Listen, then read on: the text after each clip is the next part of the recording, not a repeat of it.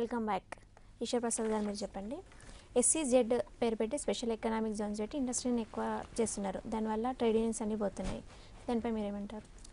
Special economical zone అనేటువంటిది 157 SEZలను మన భారతదేశం లోపల కన్సిడర్ చేశారు. ఈ చట్టం తెచ్చి మన ప్రభుత్వాలు ఈ యజమాన్యాలకు అనుకూలంగా వాళ్ళకు అంటే ఆ SEZ స్పెషల్ ఎకనామిక్ జోన్లో ఉన్నటువంటి కార్మికులకు యూనియన్ పెట్టుకొని రిజిస్ట్రేషన్ హక్కులు లేకుండా, అందులకు లేబర్ కమిషనర్ రైడింగ్ చేసే హక్కులు లేకుండా, ప్రజాస్వామ్యంగా కార్మిక చట్టాలు ఏవైతున్నాయో వాటిని ఎగ్జామ్షన్ ఇచ్చి యథేచ్ఛగా దోపిడీ చేసుకోవడానికి అవకాశాలు కల్పిస్తున్నారు. ఇది దేశవ్యాప్తంగా ఉన్నాయి. ఈ మధ్యకాలం లోపల అది ఈ కార్మిక చట్టాలను అనగదొక్కడానికి ఒక ఆయుధంగా యజమాన్యాలు వాడుకుంటున్నాయి. ఫారెన్ యజమాన్యాలు, భారతదేశ యజమాన్యాలు వాడుకుంటూ మొత్తం కార్మిక చట్టాలను ఉల్లంఘిస్తున్నటువంటి దౌర్భాగ్యం స్పెషల్ ఎకనామిక్ జోన్ ఏరియాలో చూస్తున్నాం. మనకు ప్రధానంగా జగిత్యాల్లో కనిపిస్తుంది అది. అట్లాగే SEZ ఏరియాలో అన్ని ఏరియాల్లో మా మెదక్ జిల్లాలో కూడా పెట్టినారు. దేశవ్యాప్తంగా 157 SEZలో ఈ దురాగతాల యజమాన్యాల కార్మిక చట్ట ఉల్లంఘన కొనసాగుతున్నది. అంటే కనీస వేతనాలు అమలు చేయరు, ఫ్యాక్టరీస్ యాక్ట్ని అమలు చేయరు, వాటిని అడగడానికి హక్కులు లేవు, అధికారులకు లేవు, ట్రేడ్ యూనియన్ పెట్టడానికి హక్కు లేదు. ఆ విధంగా బానిసలుగా కార్మికులను ఎక్స్ప్లాయిట్ చేసే దుస్థితిని SEZ కొనసాగిస్తున్నది. వీటికి ఖచ్చితంగా మనం ఇది ఎట్లుందంటే ఇల్లు కట్టుకొని అభివృద్ధి కోసం మనం గాలి కోసం కిటికీ పెడతాం, కిటికీలో నెట్ పెడతాం. కానీ ఇల్లును వదిలేసేయాలంట కార్మికులు, ప్రజలను వదిలేసి కిటికీ కోసమే ప్రాధాన్యత ఇస్తున్నటువంటి వైఖరిగా ఇల్లును వదిలిపెట్టని చెప్పి ప్రభుత్వ వైఖరి కనిపిస్తున్నది. భారత స్వతంత్రం తెచ్చింది, భారతదేశం లోపల ఎన్నో ఉద్యమాలు చేసింది, కార్మికులు కూడా ఉన్నారు. వాళ్ళ హక్కులను కాపాడకుండా కేవలం బార్లా ఎగ్జిట్ పాలసీ అని చెప్పి వాళ్ళకు కార్పొరేట్లకు, యజమాన్యాలకు దర్వాలు చేసేటువంటి ఈ వైఖరిని ఇది ప్రజలకు ఉపయోగపడదు. ప్రజాస్వామ్యాన్ని, భారత స్వతంత్ర పోరాట యోధులు ఆశించినటువంటి ప్రజాస్వామ్యానికి తూట్లు పొడిచేటువంటి చర్య SEZల నిర్మాణం. దీనిలో ఖచ్చితంగా ట్రేడ్ యూనియన్ పెట్టి హక్కు కల్పించాలి, కార్మిక అధికారులు రైడింగ్ చేయాలి. కార్మికుల భారత స్వతంత్ర పోరాటం నుంచి ఎన్నో పోరాటాలతో, త్యాగాలతో సాధించిన కార్మిక చట్టాలు SEZలో పనిచేస్తున్న పరిశ్రమల కార్మికులకు అనువదించబడాలని చెప్పి మేము కోరుతాం. Okay, right. చెలమేష్ గారు మీరు చెప్పండి. మీరు మహబూబ్నగర్ చెందిన కార్మిక సంఘ నాయకులుగా ఉన్నారు. మహబూబ్నగర్లో ఎన్ని ట్రేడ్ యూనియన్లు ఉన్నాయి, ఎన్ని కంపెనీలు ఉన్నాయి, అక్కడ చట్టాలు, హక్కులు ఎలా అమలు అవుతున్నాయి? ఇప్పుడు మహబూబ్నగర్ అంటే ఒక వెనుకబడ్డ జిల్లా, వలస జిల్లా. అయినా అక్కడ ఇండస్ట్రియల్ డెవలప్ కావాలన్న ఒక ఉద్దేశంతో గవర్నమెంట్ అక్కడ ఇండస్ట్రీస్ స్థాపనకు సబ్సిడీ అలాంటివి ఇస్తుంది. ఇచ్చిన అక్కడ ఇండస్ట్రీలో వచ్చిన వర్కర్స్కి కానీ అక్కడ DCL, ACL అట్లాంటి అక్కడ ఒక కార్మికులకు సంబంధించి ఒక భద్రత అనేది ఉండదు. దాన్ని చెక్ చేసే ఆఫీసర్ ఉంటాడు కానీ రాలేడు. కాబట్టి అక్కడ కార్మికులకు సరైన వేతనాలు ఉండవు. కార్మికులు ఒక ఫ్యాక్టరీలో ఒక 20, 30, 50 మెంబర్స్ కంపెనీ ఎంప్లాయీస్ ఉంటే 100 and చిల్లర కాంట్రాక్టర్ వర్కర్స్ ఉంటారు. అయినా వాళ్ళకి సరైన PF కటింగ్ కానీ, ESI ఫెసిలిటీ కానీ ఎలాంటిది ఉండదు. ప్లస్ ఇండస్ట్రీలో భద్రత అనేది ముఖ్యం. కానీ ఆ భద్రత ఏ ఇండస్ట్రీ కూడా పాటించట్లేదు అంటే అక్కడ ఇన్స్పెక్టర్స్ ఉంటారు కానీ ఇండస్ట్రీకి వచ్చి చెక్ చేయలేకపోతారు. మరి అది యజమానుల పొరపాటు, అక్కడ అధికారుల పొరపాటు అనేది. Okay, right. మనతో మాట్లాడడానికి ఇంకో కాలర్ ఫోన్ లైన్లో ఉన్నారు. హలో హలో హలో జై తెలంగాణ, ఎవరు మాట్లాడుతున్నారు? హలో ఎవరు మాట్లాడుతున్నారు? నేను టేక్మాల్ నుంచి నాయకుడు భాస్కర్ అండి. జైపాల్ నుంచి టేక్మాల్, మెదక్ జిల్లా. చెప్పండి. అక్కడ ప్రసాదంతో మాట్లాడాలండి. చెప్పండి భాస్కర్ గారు. నమస్తే అన్న. నమస్తే. జై తెలంగాణ. చెప్తాం. జై తెలంగాణ అన్న. ఏం లేదన్నా, ఇక్కడ హైటెక్ సిటీ మాయాపూర్ లో సాఫ్ట్వేర్ కంపెనీలలో కూడా PF కట్ చేయట్లేదు కంపెనీలలో. అది మీరు దృష్టికి తీసుకురావాలనుకుంటున్నాము.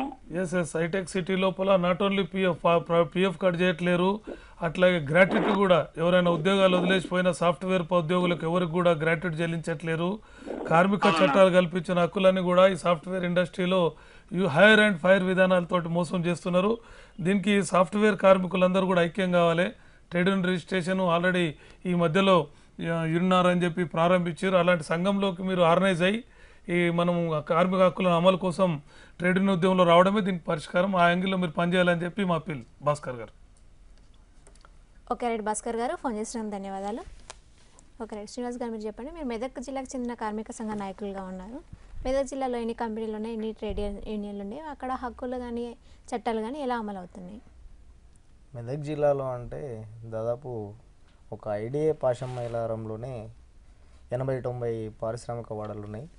ఓకే. దాంట్లో ప్రతి కంపెనీలో ఒక స్టాఫ్ ఇంజనీరు ఇద్దరిని పెట్టుకుంటే దాంట్లో కాంట్రాక్టు అనే లేబర్ని ఒక 100-50 మందిని అలా పెట్టుకుంటారు ఒకరి చొప్పున వచ్చేసి. అట్లా కొన్ని 80-90 సంస్థలు ఒకే స్థలం ఒకే చోట ఉండి దాంట్లో 1,00,000 చిల్లర మంది కాంట్రాక్ట్ లేబర్గా పనిచేయడం జరుగుతుంది. కరెక్ట్ వాళ్ళకి శాలరీ ఇవ్వరు, ఈఎస్ఐ ఫీఎఫ్ ఉండవు. ఓకే. ఎటు వెళ్ళినా కానీ ఈఎస్ఐ కటింగ్ ఉంటే ఈఎస్ఐలో అడ్మిట్ కావచ్చు ఏదన్నా యాక్సిడెంట్ అయినప్పుడు. ప్లస్ ఫీఎఫ్ కటింగ్ ఉండదు, ఎప్పుడు రోజు కూలి వారీగా చూడడం. అయితే యజమానులు మన దేశంలో మొన్న మా లేబర్ కమిషనర్ గారిని కూడా మేము ఇదే అడిగాము. ఒకటి తుషీబాకు అంటే మన ప్రభుత్వము పెట్టుబడిదారులను ఆహ్వానిస్తుంది పక్క దేశాల నుంచి అని చెప్పేసి మనకు వాళ్ళు లేబర్ కమిషనర్ గారు చెప్పినప్పుడు, పెట్టుబడిదారులను ఆహ్వానిస్తున్నామంటే ఇక్కడ మా దగ్గర ఆటనకు చారానకు పనిచేసే లేబర్స్ ఉన్నారు కదా, చట్టాలు అమలు చేయం, మేము వాళ్ళ దగ్గరికి వెళ్ళము. అదేవిధంగా వాళ్ళని జపాన్ నుంచి ఆహ్వానిస్తురా అంటే పెట్టుబడిదారుల విధానం ఇంకా పోలేదు. మనకు స్వాతంత్రం వచ్చిన తర్వాత కూడా ఏదో మరి పూర్వీకులు వాళ్ళు వచ్చి ఇంతకుముందు ఆంగ్లేయుల పరిపాలనలో ఉన్న వ్యవస్థలాగా ఇప్పుడు కూడా అడ్డమిది లేబరు అనే కాన్సెప్ట్ ఇంకా పోలేదు ఓకే. ప్రభుత్వానికి. ప్లస్ మళ్ళీ అధికారులు కూడా అలాగే తయారయ్యారు. అది పరిగణనలోకి తీసుకోవాలని గట్టిగా మేము చెప్పడం జరుగుతుంది. Okay right. మరొక కలర్ ఫోన్ లైన్లో ఉన్నారు. హలో. హలో, నమస్తే తెలంగాణ. జై తెలంగాణ, ఎవరు మాట్లాడుతున్నారు? నా పేరు రూపేష్ అండి. రూపేష్. అవునండి. ఎక్కడి నుంచి కాల్ చేస్తున్నారు రూపేష్ గారు? రూపేష్ గారు చెప్పండి. ఒక క్వశ్చన్, జై తెలంగాణ. ఒక క్వశ్చన్ అడగాలనుకుంటున్నాను సార్. చెప్పండి రూపేష్ గారు. ఇన్సూరెన్స్ కార్మికులకు కంపల్సరీ ఇన్సూరెన్స్ పెట్టుకోవాలి సార్. అది ఎందుకంటే మేజర్ ఇష్యూ. మనకి ఇన్సూరెన్స్ ఎంత బాగుంటే అంత ఫ్యామిలీ అందరు డిపెండ్ ఉంటారు వాళ్ళకి. ఇన్సూరెన్స్ ఎక్కువ పెట్టాలంటున్నారు కంపల్సరీ. కార్మికులకైనా సాఫ్ట్వేర్ ఇంజనీర్స్ కైనా వాళ్ళందరికీ ఇన్సూరెన్స్ మ్యాండేట్ అనే కంపెనీ రూల్ తీస్తే మనకు ఫ్యూచర్ లో ఏం ప్రాబ్లమ్స్ ఉన్నా హెల్త్ పరంగా చూసుకుంటే కార్పొరేట్ హాస్పిటల్ ఏ హాస్పిటల్ అయినా అట్లీస్ట్ కొద్ది గొప్ప మనకు హెల్ప్ఫుల్ ఉంటుంది. అదే నేను రేజ్ చేయాలనుకున్నాను. అది కింది స్థాయి కార్మికులైనా పై స్థాయి కార్మికులైనా సాఫ్ట్వేర్ ఇంజనీర్ అయినా గరీబులైనా మెయిన్ ఎంప్లాయీకి కంపల్సరీ ఇన్సూరెన్స్ ఉండాలనేది కంపల్సరీ చేస్తే అది చాలా హెల్ప్ఫుల్ ఉంటుంది చాలా మందికి. ఓకే రైట్ రూపేష్ గారు, ఫోన్ చేసిన ధన్యవాదాలు. కరెక్ట్. ఇన్సూరెన్స్ పెంచితే ఎంప్లాయీస్ కన్నా యూస్ఫుల్ ఉంటుంది. ఇన్సూరెన్స్ ఆల్రెడీ ఇప్పుడు ఈఎస్ఐ అన్నది అది చాలా దాని లిమిటేషన్ కూడా పెంచాలని ఆల్రెడీ ప్రభుత్వానికి ప్రతిపాదనలు వెళ్ళాయండి. 25 మనకు కేవలం 6,500 వరకు మాత్రమే హక్కు ఉన్నటువంటి దాన్ని ఈరోజు ప్రభుత్వ లిమిటేషన్ కూడా పెంచుతారు. అట్లాగే మా సోదరుడు చెప్పినట్టుగా అంటే గ్యారంటీగా అతనికి హెల్త్ ఇన్సూరెన్స్ అనేటువంటిది ఉంటే ఫ్యామిలీకి కుటుంబానికి ఒక గ్యారంటీ అనేటువంటిది ఉంటుంది, వాళ్ళకు కాన్ఫిడెన్స్ ఉండడానికి అవకాశం ఉంటుంది అనేది 100% కరెక్ట్. అట్లాగే కార్మిక సంఘాలు డిమాండ్ చేస్తున్నాయి గ్రాట్యుటీ కూడా. రిటైర్మెంట్ అయినాక ఇప్పుడు లిమిటేషన్ గ్రాట్యుటీ ఉంది. 20 లక్షల వయకున్నా కనీసం ఉంటే ఆ కుటుంబం ఒకవేళ సడన్గా ఏమైనా రిటైర్మెంట్ అయినా రిలీఫ్గా కుటుంబ అవసరాలు పిల్లలు ఇద్దరు పెరిగిన పిల్లలకు ఇద్దరికి వాళ్ళని సెటిల్ చేయడానికి ఉపయోగపడుతుంది గ్రాట్యుటీ. కాబట్టి గ్రాట్యుటీ పైన కూడా లిమిటేషన్ తొలగించాలి, ఇన్సూరెన్స్ పైన తొలగించాలి. ఈరోజు ఒక ఎమ్మెల్యే ఒక ఎంపీ 5 సంవత్సరాలు కనుక ఎన్నికైతే అతనికి లైఫ్ లాంగ్ హాస్పిటల్ ట్రీట్మెంట్ ఉన్నది. ఇన్సూరెన్స్ అంటే ఏ కార్పొరేట్ హాస్పిటల్ అయినా ట్రీట్మెంట్ ఉంది. ఉండడానికి బంజారాయిల్స్ 800 గజాల జాగా ఉంది. అట్లాగే అతనికి మొత్తం ఒక 5 సంవత్సరాల డ్యూటీ. బట్ 33-35 సంవత్సరాలు పనిచేసిన కార్మికునికి సాఫ్ట్వేర్ ఉద్యోగికి హెల్త్ గ్యారంటీ లేదు, పిల్లలకు గ్యారంటీ లేదు. 70-60 ఏళ్ళ తర్వాత ఏంది అనేటువంటిది క్వశ్చన్ మార్క్ తోటి పెను భారాలతోటి ఇంటికి పోయే దౌర్భాగ్యం ఏర్పడుతున్నది. అంటే ఒక కుటుంబంలో డిగ్నిటీ ఆఫ్ లైఫ్ అనేటువంటిది కొనసాగించలేని పరిస్థితున్నది. అది దేశంలో రావాలని చెప్పి మేము కోరుతున్నాం. అది కొన్ని ప్రపంచ దేశాల్లో కొన్ని కంట్రీస్లో ఉన్నది. కాబట్టి క్యూబా లాంటి చిన్న కంట్రీస్లో మన చర్చలు జరిగినప్పుడు చెప్తున్నారు వాళ్ళకు ప్రాబ్లం లేదు. రిటైర్మెంట్ లోపల తనకి ఇల్లు, చదువు, పిల్లలందరికీ పూర్తి చదువు. అట్లాగే ఈరోజు KG to PG మన రాష్ట్ర ప్రభుత్వం కూడా ఆలోచిస్తున్నది. తక్షణం చేయాలి KG to PG free education for all. అట్లాగే ఒక మనిషి 18 ఏళ్ళు దాటినప్పుడు ఒక జీవితాన్ని ప్రారంభించినప్పుడు అతనికి ఇల్లు గ్యారెంటీ ఉండాలి, పిల్లలకు చదువులు గ్యారెంటీ ఉండే వ్యవస్థ రావాలి. దానికోసం అది కల్పించాల్సిన నైతిక బాధ్యత ప్రభుత్వానికి ఉందని మేము భావిస్తున్నాం. కానీ ఈ దేశంలో కార్పొరేట్లకు అంబానీకేమో 400 గదుల ఇల్లు ఉంది బాంబేలో, రోజుకొక రోజు వండుకున్నా కానీ 365 రోజులే సరిపోతుంది ఆయనకు. రోజుకో వన్నా కానీ ఎక్కువ ఉండే గదుల ఇల్లు ఒక ఆయనకు ఉంటున్నది. వైఎస్ జగన్మోహన్ రెడ్డి గారిని చూస్తే బెంగళూరులో ఒకరోజు కూడా వండుకోకుండా మిగిలిపోయే గదులు ఉన్న ఇల్లు ఉంటున్నాయి. ఒకటే ఇంట్లో భార్య పిల్లలు తల్లిదండ్రులతో 2 రూముల్లోనే కాలం గడుస్తున్న కుటుంబాలు కోట్ల కొద్దీ వ్యవస్థలో ఉన్నాయి. కారణం ఏంది, ఎక్కడుంది అనేటువంటిది గమనించాలి. ఈ మూలం అనేది మారాలి. కార్మికులు, ప్రజలు, శ్రామికుల పక్షాన ఆలోచించే ప్రభుత్వాన్ని ఎన్నికల్లో తేవాలి. ఆ దిశగా ప్రయత్నాలు, పోరాటాలు జరగాలని భావిస్తాం. ఒక రైట్, మరొక కలర్ ఫోన్ లైన్లో ఉన్నారు. హలో సార్ చెప్పండి. జయ తెలంగాణ, ఎవరు మాట్లాడుతున్నారు? నేను అర్జున్ సింగ్ మాట్లాడుతున్నాను. అచ్యుత్ అర్జున్ సింగ్. అర్జున్ సింగ్ గారు ఎక్కడి నుంచి కాల్ చేస్తున్నారు? నేను మెదక్ జిల్లా ఫెర్నర్ కంపెనీ నుంచి మాట్లాడుతున్నాను. చెప్పండి అర్జున్ సింగ్ గారు. ఆయన ఎవరు పక్కన ఉన్నారు కదా? చెప్పండి అజిత్ సింగ్ గారు, నమస్తే. చెప్పండి సార్, మాకు పిఎఫ్ కాదు, ఇప్పుడు 62 ఏళ్ళ నుంచి మాకు శ్రమ దోపిడి, తర్వాత మా మొత్తం 10 ఎకరాల భూమి పోయిన దాంట్లో మాకు అయితే నిపేంద్రరావు గారు అని ఉన్నారు, వాళ్ళు చాలా మాకు మోసం చేసిందండి. అసలు ఎవరు పట్టించుకుంటారు మా ఊరిని? హలో సార్, ఎక్కడ సదాజ్పేట్ పెన్నారా, లగడారం పెన్నారా, ఎక్కడ ఏ పెన్నారు? లక్కడవరం కాదు, ఇది పటాన్చేరు పెన్నారు.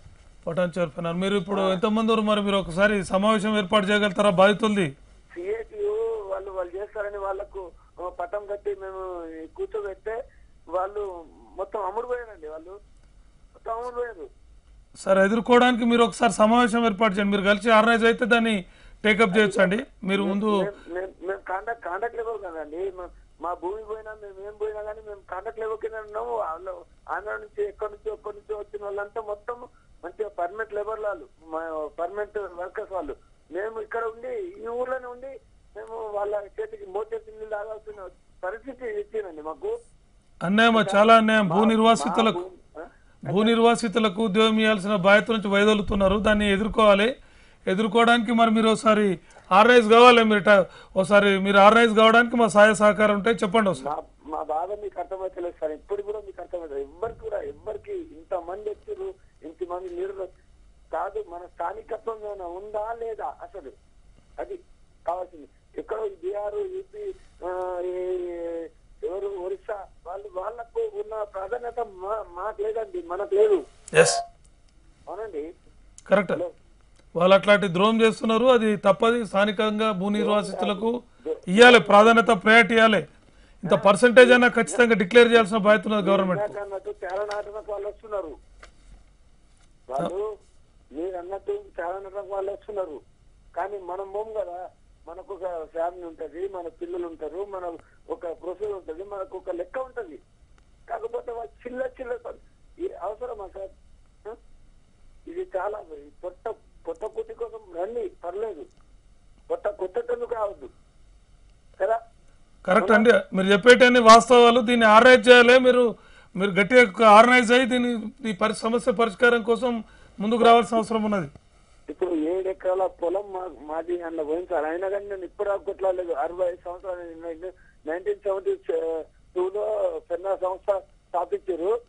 అప్పటి నుంచి కూడా మేము ఎంత ఉన్నామో అంతకే ఉన్నాం. ఇప్పుడు కూడా మాకు ఎటువంటి లాభం కానీ ఎటువంటి ఏం లేదు. అవసరం నా కోసం కాదు, నా ముంగటే మా పిల్లలకు ఉద్యోగాలు రాకపోతే నాకు మండగా సార్. అది ఇంకేం లేదు. మీరు దయచేసి ప్లీజ్. ఓకే, తప్పకుండా మీరు ఒకసారి మీరు ఆర్గనైజ్ ఎప్పుడైతారో చెప్తే సార్ మా సహకారాలు అందిస్తాం. మేము ఇన్వాల్వ్ అవుతాం మీతో పాటు. ఓకే రైట్, అర్జున్ సింగ్ గారు ఫోన్ చేసినందుకు ధన్యవాదాలు. ఓకే రైట్, మీరు చెప్పండి. చివరిగా మీరు ప్రభుత్వాన్ని ఏం డిమాండ్ చేయాలనుకుంటున్నారు? సమ్మె హక్కు అనేది ప్రాథమిక హక్కుగా గుర్తించాలి.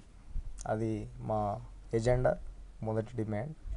అలాగే ఇప్పుడు ప్రభుత్వం ఉద్యోగులు ఉన్నారు, ACL, DCL, factory inspector, labour commissioner, వీళ్ళందరూ ఫాస్ట్గా contract and casual labours and permanent labour చట్టాలు ఏవైతే ఉన్నాయో వాటిని తక్షణం అమలు చేస్తూ ఎవరి జీవితం మా దగ్గర ఉంది, మా జీతం మాకు వస్తుంది అనుకోకుండా 10 మందికి నేను న్యాయం చేయాలి, ఉద్యోగం చేస్తున్నందుకు నా ఉద్యోగ ధర్మం నెరవేర్చాలి అని బాధ్యతగా తీసుకొని ప్రతి వర్కర్కి న్యాయం చేయాలని చెప్పేసి మన కార్మిక సంఘాలన్నీ కలిపి కార్మిక అధికారులను కోరడం జరిగింది. అదేవిధంగా మీ ఛానల్ ద్వారా కూడా అందరి అధికారులకు ప్లస్ ప్రభుత్వానికి తెలియజేయడం జరిగింది. ఓకే రైట్, చెల్లిమిశ్వర్ మీరు చెప్పండి, ప్రభుత్వాన్ని మీరు ఏం డిమాండ్ చేయాలనుకుంటున్నారు? ప్రభుత్వానికి కార్మికుల హక్కులను చట్టాలను రక్షించి కార్మికులకు అండదండగా ఉండాలని ప్రభుత్వాన్ని యూనియన్ తరఫున మీరు చెప్పండి. ఈ ప్రభుత్వానికి మేము 2 డిమాండ్లు. ఒకటి, ప్రపంచవ్యాప్తంగా మనకు ఎప్పటి నుంచో కార్మికుడు పుట్టినప్పటి నుంచి, పరిశ్రమలు అభివృద్ధి అయినప్పటి నుంచి కార్మికుడు పుట్టిండు. హక్కుల కోసం ఎన్నో మైలురాయిలు దాటి వచ్చిండు ఇప్పటి వరకు. కాబట్టి కార్మికుని యొక్క సమ్మె హక్కును ప్రాథమిక హక్కుగా ప్రపంచవ్యాప్తంగా గుర్తించాలి. కొన్ని దేశాల్లో ఉంది ప్రాథమిక హక్కు, అది ప్రపంచవ్యాప్తంగా గుర్తించాలి అనేది ఒకటి ఈరోజు నిరసన దినంగా ఈరోజు మేము వ్యక్తం చేస్తున్నాం. 2, తెలంగాణ రాష్ట్రంలో భారతదేశంలో కార్మిక చట్టాల అమలు అనేటువంటిది బాధాకరంగా ఉంది. భారత కార్మికోద్యమ చరిత్ర స్వతంత్రోద్యమంలో కీలకమైన భూమిక పోషించిన ఆ ఫలాలు వాళ్ళకి ఇప్పటివరకు జరలేవు. ఖచ్చితంగా ఈ కార్మిక చట్టాలు మొత్తం కార్మికులందరికీ అమలయ్యేటువంటి విధంగా ప్రభుత్వం అనేది స్పందించాలి. పట్టుబడులు ప్రభుత్వాన్ని ఆహ్వానించాలి. రష్యా నుంచి, చైనా నుంచి, సింగపూర్ నుంచి, ఎక్కడి నుంచి ఆహ్వానించినా సంతోషం. కానీ ఇక్కడ పనిచేస్తున్నటువంటి కార్మికుని ప్రైమ్ హక్కులు ఏవైతున్నాయో, ప్రాథమిక హక్కులు, సౌకర్యాలు, dignity of life, labour life కొనసాగించడానికి స్పష్టమైనటువంటి చర్యలు తీసుకునే విధంగా ప్రభుత్వం పనిచేయాలి. డేగా కన్నుతో వాళ్ళ హక్కులను కాపాడాలని చెప్పి మేము డిమాండ్ చేస్తాం. ఓకే రైట్ అండి, మా సెంటర్ స్టేజ్కి వచ్చిన ధన్యవాదాలు. Okay, thanks. ఇది ఇవాళ సెంటర్ స్టేజ్. మళ్ళా కలుద్దాం. చూస్తూనే ఉండండి TNN.